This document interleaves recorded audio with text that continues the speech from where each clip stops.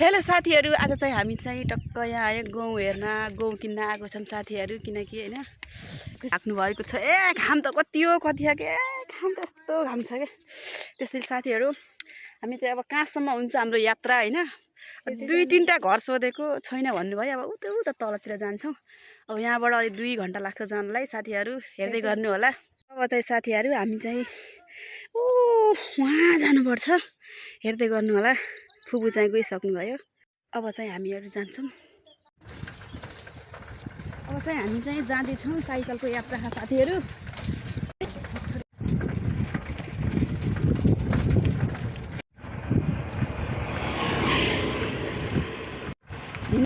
यस साथीहरू 1 घन्टा चाहिँ लाग्यो होइन।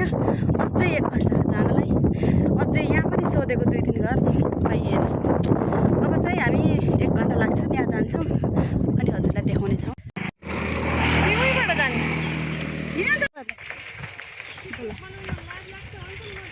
यो चाहिँ त्यहाँ मकै कति राम्रो भएको। यो चाहिँ हेर्नुहोस् मकै हो। यो मकै अब पाक्ने बेला भइसक्यो। अझै लाग्छ टाइम त। यति धेरै मकै छ हेर्नु त। ल जसलाई किन्न मन लाग्छ ल यो आउनु होला मकै किन्न। त्यसलाई यो बुलेट चलाउँदा कस्तो लाग्यो? यतातिर त झाडैतिर रहेछ मकै।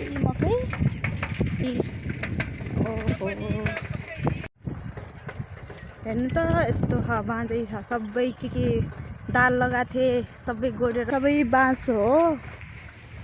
हेर्नु यहाँ अर्डर के झार्दैछन्। यस्तो घाममा पनि यस्तो काम गर्ने। हेर्नुहोस् त्यहाँ माछा पाखा गर्नुपर्छ। हेर्नुहोस् ल साथीहरू हामी चाहिँ 2 घन्टापछि आयो होइन। अब चाहिँ हामी यता टक्क जानुपर्छ। अब चाहिँ हामी यहाँदेखि सट्ट जानुपर्छ होइन। यताबाट जानुपर्छ। अब यता आउनुभएको चाहिँ फुपू चाहिँ। यो चाहिँ सायद घर छोडेको घर होला है कसैले।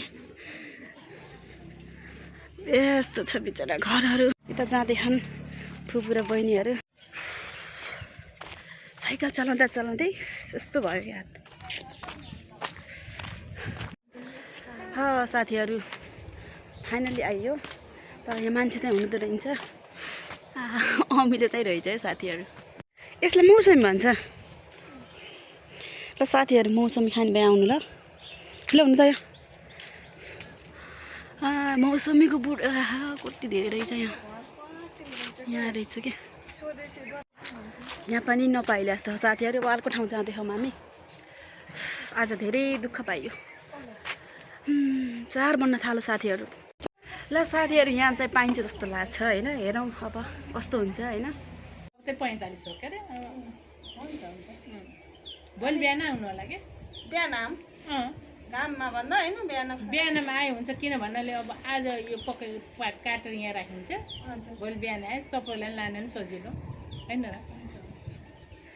मेरो यही ल राम्रो गहुँ लाएर चाहिँ यही यही हो क्या। अब हुन्छ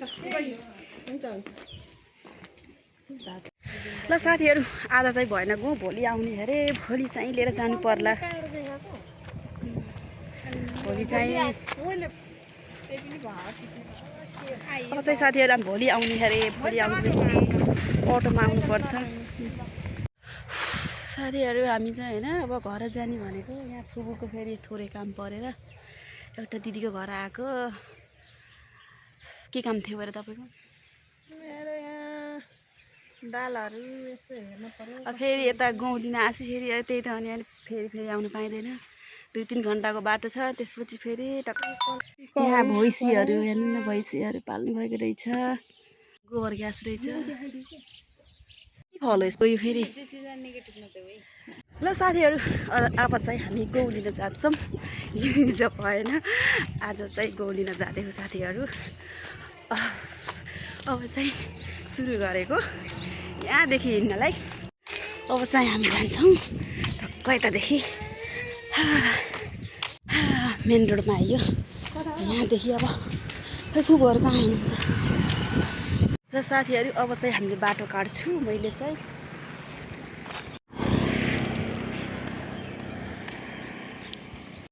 फाइनली बाटो काटिसकेँ। अब चाहिँ हामी गाडीमा चढेर सरर जाने हो। ल फाइनली अब अटो पनि आइसक्यो। हामी चाहिँ अब यही अटोमा जाने हो। नमस्ते नमस्ते मामा।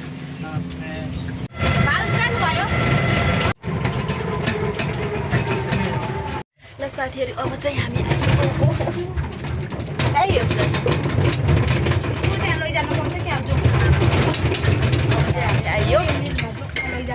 गहुँ लिएर जाने हो।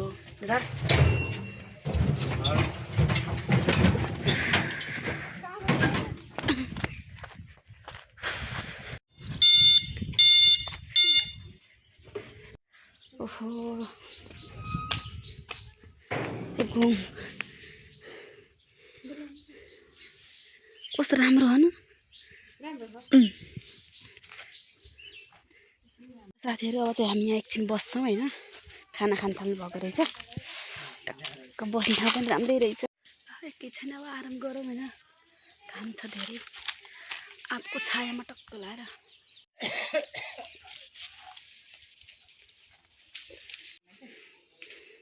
कति राम्रो बिउ ल्याएर फरेको।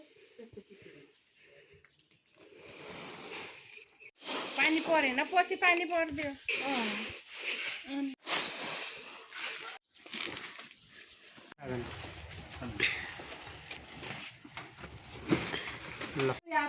कस्तो जाने